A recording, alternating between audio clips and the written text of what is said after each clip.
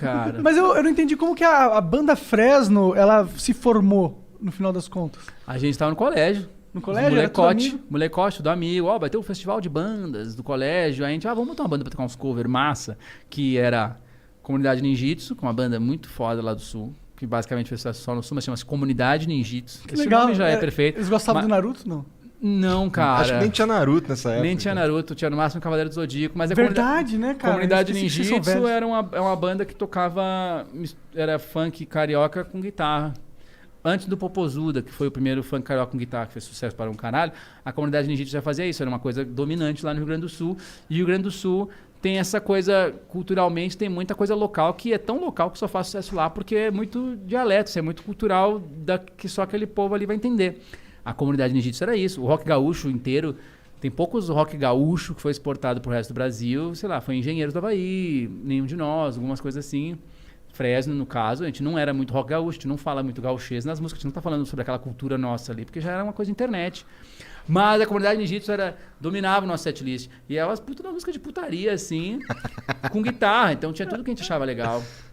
Putaria e guitarra. E o nosso show era basicamente Comunidade Ninjitsu. Aí mandava o Charlie Brown da vez, o Raimundos da vez. E quando é que tu se ligou que tu era emo? Como é que eu me liguei... Quando eu me liguei que o nosso som era emo, foi justamente quando a gente fez o show no Garagem Hermética, não, que já era mas tocando nossas músicas próprias. Então, quando é que vocês começaram a escrever as músicas próprias? Escrevia, já era assim, porque eu tava no 3º ano, no 2º grau, aí eu era apaixonado pela minha colega lá, e aí eu era completamente incapaz de falar, então, e aí, qual vai ser? Sabe? Porque o jovem, ele é um imbecil, cara, não adianta. Ele tem um problema muito sério, assim, o adulto já tem, mas o jovem, então, ele realmente acha que o mundo dele vai acabar. O óbvio que é provavelmente essa menina não tá afim de ti, mas se tu já souber de antemão, tu pode inclusive se preocupar em ser alguém mais legal e conquistar aquilo ali que tu quer, sendo que no fundo tu quer pegar, né? Tu não quer, tu nem sabe, mas essa paixão platônica do adolescente era isso que eu sentia. A diferença é que uma pessoa normal vai lá e não fazia nada a respeito, e eu fazia umas músicas assim, as primeiras músicas da Fresno lá. Imagine se um dia eu não acordar, quem vai puxar assunto com você, quem vai dizer que você é legal. E aí eram as musiquinhas assim.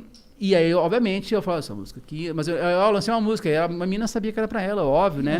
Mas não era declaradamente. Então, era muito isso. Era adolescente sendo adolescente. E a Caralho, mas tu devia ser um adolescente legal da escola. Tu tinha uma banda, porra? A gente era muitos caras legais. A gente não fazia parte do... Assim, porque tinha os metaleiros, que seriam os caras, os músicos. Inclusive, os metaleiros já nem achavam a gente legal, porque a gente era os punk roqueiros. E não sabia tocar porra nenhuma, mas ao mesmo tempo as pessoas achavam a gente mais legal que os caras no colégio, né? Então a galera que sabia tocar guitarra pra caralho, tipo assim, já torceu o nariz lá no colégio. Mas Entendi, assim, a nossa porque turminha... existe uma rixa na música desse tipo? Anos 90 teve muito essa rixa de punk metaleiro. Ah, é? É.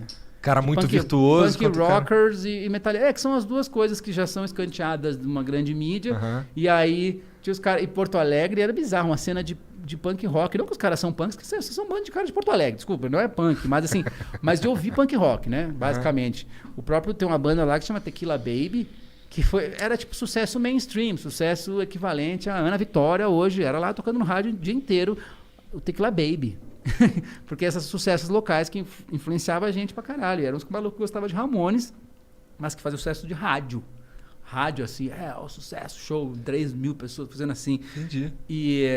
Mas então, eu só ficava expressando as coisas que me incomodavam na época. Eu era um adolescente de classe média, as coisas que me incomodavam. Mas essa menina aí não me quer. Mas imagina o que eu posso fazer pra ela. Eram as coisas que me incomodavam. Porque a juventude da nossa virada do século ali, a gente estava vivendo, né, a gente percebia assim, o país dando uma melhorada, rolava assim, daqui a uns 10 anos vai estar melhor ainda, né?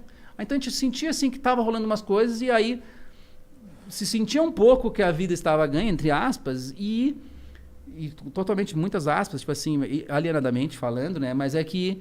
E olhava para as coisas que nos incomodavam internamente. Então eu só falava sobre as coisas que me incomodavam internamente, porque parecia que estava tudo acontecendo. A banda até ficava ficando mais famosa. E isso muito devagar, no Mirk. Então, assim... Hoje as coisas explodem mais rápido, né? Com certeza.